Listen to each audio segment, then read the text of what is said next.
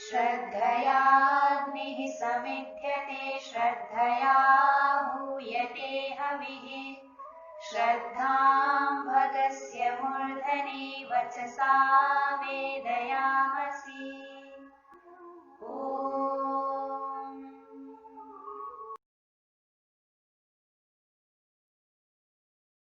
नमस्ते जी। यही संस्कृतम शिक्षे मही में आप सभी का हार्दिक स्वागत है। पिछली कक्षा को आप सभी ने खूब सराहा है तथा और अच्छा बनाने के लिए अपने अमूल्य सुझावों से सहयोग किया है। इसके लिए आप सभी का हार्दिक धन्यवाद। पिछली कक्षा में हमने संस्कृत के वर्णों का सामान्य परिचय प्राप्त किया था।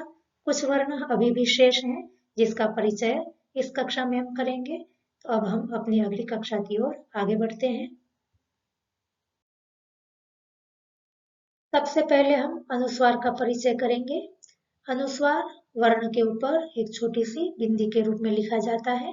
आज से हम इसको छोटी बिंदी नहीं कहेंगे, अनुस्वार कहेंगे। अनुस्वार का प्रयोग भाषा में दो प्रकार से किया जाता है, शब्द के अंत में और शब्द के बीच में। चाहे अनुस्वार शब्द के अंत में आए चाहे शब्द के बीच में, हमेशा स्वर के बाद ही प्रयोग किया जाता है। सबसे पहले हम शब्द के अंत में आने वाले अनुस्वार का प्रयोग और उच्चारण देखेंगे। अनुस्वार जब शब्द के अंत में आता है तो उच्चारण करते समय दोनों ओष्ठ मिल जाते हैं, अर्थात मुंह बंद हो जाता है। अर्थात शब्द के अंत में आने वाले अनुस्वार का उच्चारण नासिका से होता है। आपके सामने अ स्वर के बाद अनुस्वार का प्रयोग कैसे किया जाता है वो लिखा हुआ है।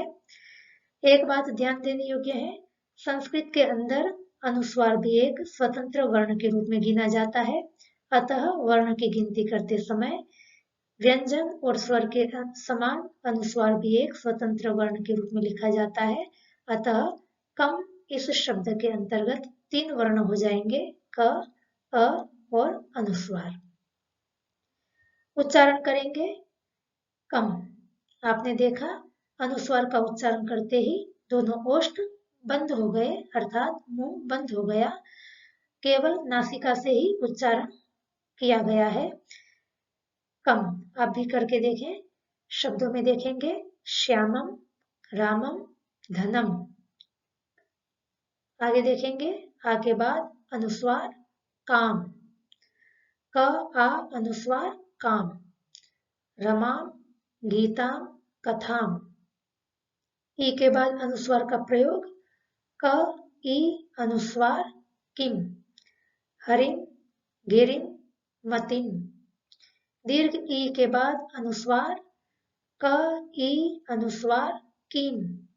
पठन्तीम, खादन्तीम, नदीम। रस्व उ के बाद अनुस्वार क, उ अनुस्वार कुम। कर्तुम, गंतुम, गुरुम। दीर्घ उ के बाद अनुस्वार क, उ अनुस्वार कुम। वधूम, यवागुम, ब्रह्मबंधुम। प्रायः करके इन्हीं वर्ण अच स्वर के बाद अनुस्वार का प्रयोग लोक में देखा जाता है। अतः इन्हीं अचों के बाद अनुस्वार के प्रयोग के उदाहरण दिए हैं। री, री, ए, ऐ, ओ, औ। इन स्वरों के बाद अनुस्वार का प्रयोग प्राय करके नहीं देखा जाता, अतः इनके उदाहरण नहीं दिए हैं।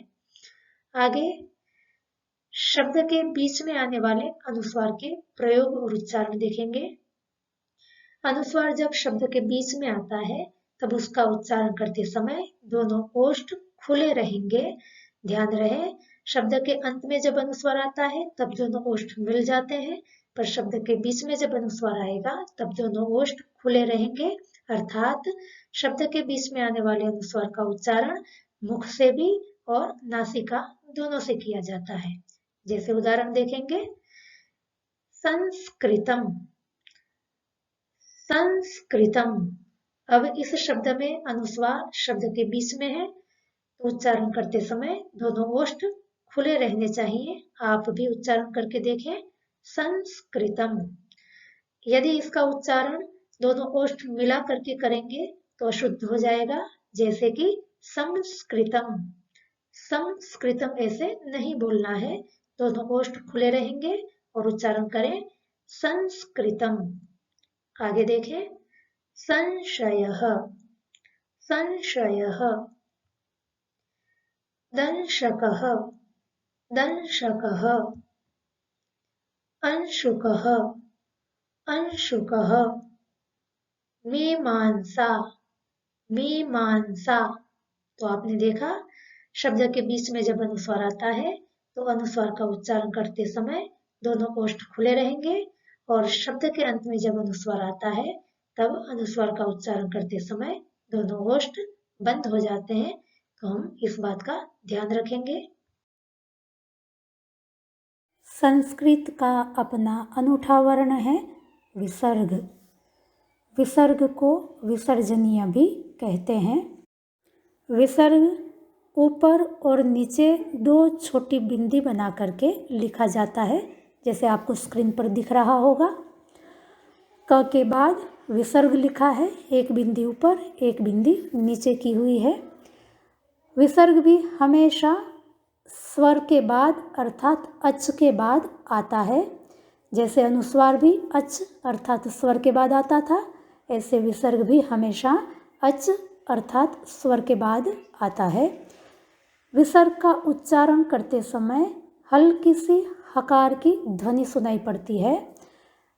पूरा ह नहीं बोलना है, पर ह जैसी हल्की सी ध्वनि सुनाई पड़ेगी। विसर्ग का उच्चारण थोड़ा ध्यान देने योग्य है, क्योंकि विसर्ग से पूर्व में आए हुए अच का अर्थात स्वर का प्रभाव विसर्ग के उच्चारण पे पड़ता है। अतः स्वर के बदलने से विसर्ग का उच्चारण भी थोड़ा थोड़ा बदल जाता है। अतः हम ध्यान से सुनेंगे और देखेंगे कि विसर्ग का उच्चारण किस प्रकार किया जाता है। सबसे पहले अ के बाद विसर्ग का उदाहरण देखेंगे। स्क्रीन पर दिख रहा होगा, क के बाद विसर्ग लिखा हुआ है। विसर्ग भी एक स्वतंत्र वर्ण है, इसलिए जब वर्ण की हम गिनती करेंगे तो विसर्ग को भी एक पृथक स्वतंत्र वर्ण के रूप में ही गिनेंगे। क के नीचे हलंत चिन्ह नहीं है, अर्थात क के साथ अ जुड़ा हुआ है। अतः पहले क, बाद में अ और अंत में विसर्ग। पूर्व में अ है, अतः इस विसर्ग का उच्चारण होगा कह। अ है तो अह, कह। अन्य शब्दों में देखेंगे पंकः, जनकः, रक्षकः। तो आप देखेंगे विसर्ग से पूर्व में अ आए तो विसर्ग का उच्चारण हो जाएगा अह। हल्की सी हकार की ध्वनि के साथ बोलना है अह, कह। फिर से एक बार देख लेंगे शब्दों को, पंकः, जनकः, रक्षकः। आगे देखेंगे विसर्ग से पहले आ स्वर के उदाहरण। जब आ के बाद विसर्ग आता है तो उच्चारण होता है आहा, आहा। जैसे आपके सामने है क आ विसर्ग काहा। यदि इसका उच्चारण हमने अ के बाद आए हुए विसर्ग के समान कर दिया, जैसे काह, तो ये गलत हो जाएगा। काह नहीं बोलना है। जैसे हमने अ के बाद विसर्ग आया था तो कह ऐसा उच्चारण किया था। अब यहाँ पर भी आ के बाद विसर्ग आता है, तब वैसा उच्चारण करने पर गलत हो जाएगा। आ के बाद विसर्ग आए तो उच्चारण करना है काहा, न कि काह। काह उच्चारण गलत है। उदाहरण में देखेंगे रामाः, श्यामाः, जनकाः। और आगे विसर्ग से पूर्व में ई आए तो उच्चारण कैसे करना है उसको देखेंगे। क के बाद ई और फिर है विसर्ग, उच्चारण होगा कीहि, इहि। ई के बाद विसर्ग है, अतः उच्चारण होगा कीहि, न कि कीह। कीह उच्चारण करेंगे तो गलत होगा, कीहि ऐसा उच्चारण करना है। शब्दों में देखेंगे मतिहि, रविहि, कविहि। आगे देखेंगे विसर्ग से पूर्व में दीर्घ ई का उच्चारण क, ई विसर्ग, उच्चारण होगा की ही। दीर्घ ई है अतः उच्चारण होगा की ही। उदाहरण में देखेंगे लक्ष्मी ही, मती ही, नदी ही। की ह ऐसा नहीं बोलना है, की ही ऐसे ही बोलेंगे। आगे देखेंगे विसर्ग से पूर्व में ऊ का उच्चारण क उ विसर्ग कुहू, कुहू। शब्दों में देखेंगे भानु, गुरु, रघु। कुह ऐसा उच्चारण नहीं करना है, कुहू ऐसे ही बोलना है। आगे विसर्ग से पूर्व में दीर्घ ऊ आए तो उच्चारण कैसे करेंगे, जैसे स्क्रीन पर दिख रहा होगा। क दीर्घ ऊ विसर्ग कुहू, न कि कुह। उच्चारण होगा कुहू। शब्द में देखेंगे तनूः, वधूः, चमूः। आगे विसर्ग से पूर्व में ह्रस्व री नहीं मिलता अतः उसके उदाहरण हमने नहीं दिए हैं। दीर्घ री को देखेंगे विसर्ग से पहले दीर्घ री क री विसर्ग क्रीहि, क्रीहि। उदाहरण में देखेंगे मातृहि, स्वश्रीहि। आगे विसर्ग से पूर्व में ए क ए विसर्ग केहे, केहे न कि केह। केह उच्चारण गलत है, केहे। शब्दों में देखें हरे है, रवे है, कवे है। आगे देखेंगे विसर्ग से पूर्व में ऐ क ऐ विसर्ग कैहि, कैहि, कैहि। शब्दों में देखेंगे तैहि, सर्वैहि, रामैहि। कई ह उच्चारण नहीं करेंगे। आगे विसर्ग से पूर्व में ओ क ओ विसर्ग कोहो, कोहो।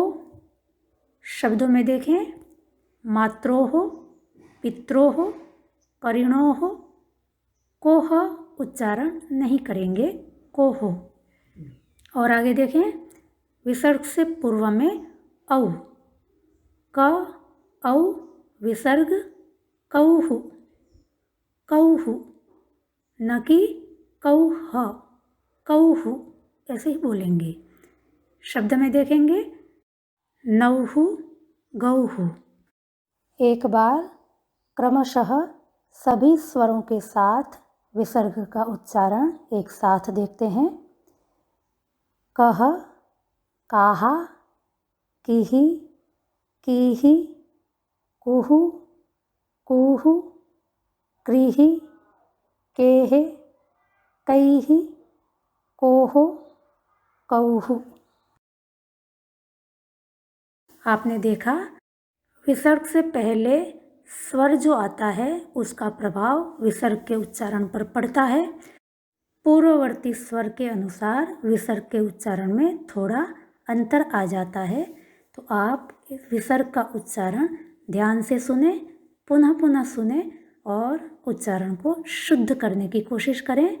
अन्यथा प्रायः करके विसर्ग के उच्चारण में गलती हो जाती है। ध्यान रखेंगे क्योंकि वर्ण नया है, केवल संस्कृत में ही मिलता है, अतः उच्चारण में थोड़ा विशेष ध्यान देना होगा। कठिन नहीं है, थोड़ा ध्यान रखने पर सहजता से उच्चारण होने लगेगा। इस प्रकार विसर्ग का सामान्य परिचय पूरा हुआ। पिछली कक्षा में हमने कुछ संयुक्त वर्ण देखे थे जो स्वतंत्र वर्ण नहीं है, पर संस्कृत भाषा में लेखन में प्रायः करके उनका प्रयोग होता है। वैसे ही कुछ और भी संयुक्त वर्ण हैं जिनका प्रयोग प्रायः करके संस्कृत भाषा में होता है। मेरी दृष्टि से उनको भी देख लेना चाहिए, जिससे कि संस्कृत पढ़ते समय हमें कठिनाई न हो। तो देखेंगे पहला संयुक्त वर्ण थ। इसमें वर्णों का क्रम रहेगा। पहले द, बाद में ध और फिर अ। उदाहरण में देखेंगे पद्धतिः, पद्धतिः, वृद्धिः। लिखते समय शब्द के अंदर ध पहले दिखता है और द बाद में दिखता है, पर वर्ण की जब हम गिनती करेंगे तब ध पहले लिखा जाएगा और ध बाद में लिखा जाएगा। तो ध्यान देंगे पद्धतिः, वृद्धिः, इस प्रकार के शब्दों में वर्ण की गिनती करते समय पहले ध और बाद में ध लिखेंगे। दूसरा संयुक्त वर्ण है ह्व, ह्व, जिसमें वर्णों का क्रम होता है ह, व, अ, ह्व।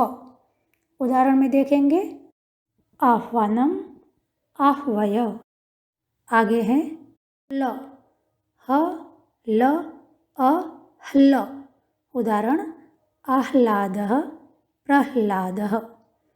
और आगे देखेंगे ह्म, ह, म, अ, ह्म। उदाहरण ब्रह्म, अजिह्मा। आगे ह्य, ह, य, अ, ह्य। उदाहरण बाह्यः, ग्राह्यः। और आगे ह्र, वर्णों का क्रम है ह, र, अ, ह्र। उदाहरण ह्रस्वः, ह्रासः। और आगे है हन, ह, न, अ, हन। उदाहरण में देखेंगे आहनिकम, वह्निः। और आगे ह्री, ह, री, ह्री। यह संयुक्त वर्ण तो नहीं है, पर ह्रस्व री की मात्रा हकार के साथ एक विशेष ढंग से जोड़ करके लिखी जाती है, इसलिए संयुक्त वर्णों के साथ इसको भी दिखा दिया है, जिससे कि पढ़ाई करते समय कठिनाई न हो। उदाहरण देखेंगे हृदयम, हृषितः, हृत्या। इन संयुक्त वर्णों को भी आप ध्यान से देख लें, याद कर लें, क्योंकि इनका भी संस्कृत में बहुधा प्रयोग होता है। संस्कृत में एक और बात ध्यान देने योग्य है र के लेखन की। र का लेखन भी संस्कृत में दो ढंग से होता है। यदि र के बाद व्यंजन हो तो र बाद में आए हुए व्यंजन के ऊपर अर्धचंद्राकार के रूप में लिख दिया जाता है। जैसे उदाहरण देखेंगे वर्णनम। इस शब्द के अंदर वर्ण है व, अ, र, ण, अ, न, अ, म। अब यहाँ पर आप देखेंगे र के बाद ण व्यंजन आया हुआ है, अतः इस र को ण के ऊपर लिख दिया जाता है वर्णनम। और एक उदाहरण कर्म। वर्ण है क, अ, र, म, अ।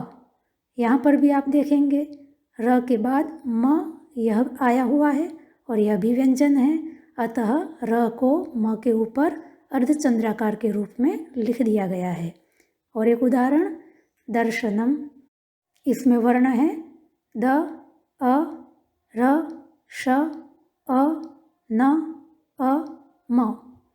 यहाँ पर भी र के बाद तालव्य श आया हुआ है, अतः र को तालव्य श के ऊपर अर्धचंद्राकार के रूप में लिखा गया है। दूसरा ढंग है यदि व्यंजन के बाद र आ जाए तो वह र पूर्ववर्ती व्यंजन के नीचे एक तिरछी लाइन बना करके लिखा जाता है। जैसे आपके सामने है प्रथा। प्रथा इस शब्द में वर्ण है प, र, अ, थ, आ।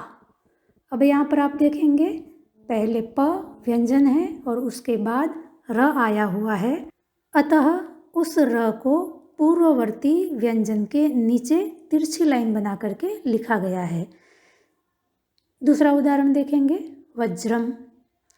यहाँ पर वर्णों का क्रम है व, अ, ज, र, अ, म। यहाँ पर भी आप देखेंगे ज इस व्यंजन के बाद र आया हुआ है, अतः उस र को पूर्ववर्ती व्यंजन ज के नीचे तिरछी लाइन बना करके लिखा गया है। और एक उदाहरण, प्रद्युम्नः। वर्णों का क्रम है प, र, अ, द, य, उ, म, न, अ, विसर्ग। यहाँ पर भी आप देखेंगे र से पहले प व्यंजन आया हुआ है, अतः र को पूर्ववर्ती व्यंजन प के नीचे तिरछी लाइन बना करके लिखा गया है। तो ये ध्यान देने योग्य बात है कि शब्द में र का स्थान कहाँ है। यदि अर्धचंद्राकार के रूप में है तो जिस व्यंजन के ऊपर अर्धचंद्राकार के रूप में र को लिखा गया है वह र उस व्यंजन से पूर्व में लिखा जाएगा, और जो र नीचे तिरछी लाइन बना करके लिखा गया है वह र उस व्यंजन के बाद में लिखा जाएगा। अतः वर्णों की गिनती करते समय ध्यान दें र किस प्रकार से लिखा गया है, अर्धचंद्राकार के रूप में है या नीचे तिरछी लाइन बना करके लिखा गया है। इस कक्षा को यहीं तक रखते हैं। यदि आपको समझने में कहीं कोई कठिनाई आई हो तो आप अवश्य हमें सूचित करें। नीचे कमेंट बॉक्स में आप अपने सुझाव भी दे सकते हैं। आपकी कोई समस्या है तो वो भी लिख सकते हैं।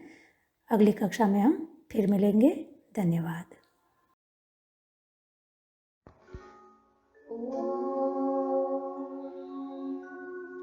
श्रद्धां प्रातर्हवामहे श्रद्धां मध्यं दिनं परि श्रद्धां सूर्यस्य निमृचे श्रद्धे श्रद्धा